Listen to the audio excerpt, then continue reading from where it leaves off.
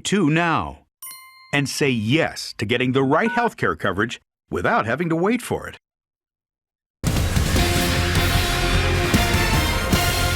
Certainly, it's been a big story the last few days. It continues now. Marco Rubio coming back swinging. The Florida senator doubling down on his critique of President Obama's leadership. This just from yesterday here in New Hampshire. After last night's debate, you said the same 3 or 4 times. I'm going to say it again. The reason why these things are in trouble is because Barack Obama is the first president, at least in my lifetime, that wants to change the country. Change the country. Not fix it, not fix its problems. He wants to make it a different kind of country. Okay, what about that? Nebraska Senator Deb Fischer, member of the Senate Armed Services Committee, and a Marco Rubio supporter here now to defend him. And Senator, thank you for making time for us today on America's Newsroom. Chris Christie said, he said, look, I told you he would not be ready. What would you say to the New Jersey governor after that back and forth? I would say Marco is entirely correct in what he said during that debate. President Obama came in with his agenda, his way. He has not reached out. He has not tried to build consensus. I serve in the Senate with Marco Rubio. We understand that this is a man who came in with an agenda, and we are trying to change things. Why didn't he say who on this stage disagrees with me? I mean, probably if he would have said that, he would have shut down Chris Christie and probably won the moment. Have you thought about that?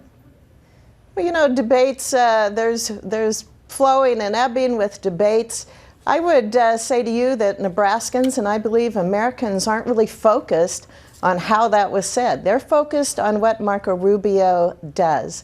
He inspires people. He is strong on national security. He understands the threats to this country. I do serve on the Armed Services Committee, and I chair the subcommittee on emerging threats. I know what the challenges are out there that we face, and no one knows these threats better. No one knows the challenges that we have in the world today, the dangerous world we face, than Marco Rubio. That's why I'm supporting him.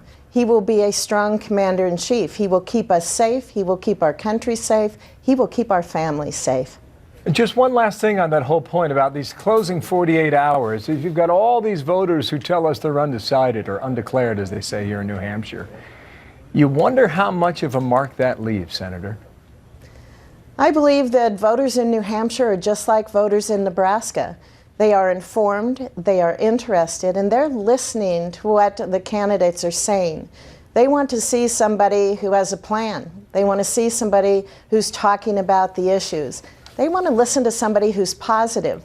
Marco Rubio is running a positive campaign. He's providing this country with a vision, with enthusiasm, with really a voice that shows that we can be better and we're going to have a better, brighter future in this country. Marco Rubio is a trusted leader. He's going to lead us there. We'll see how he does on Tuesday then. Senator, thank you for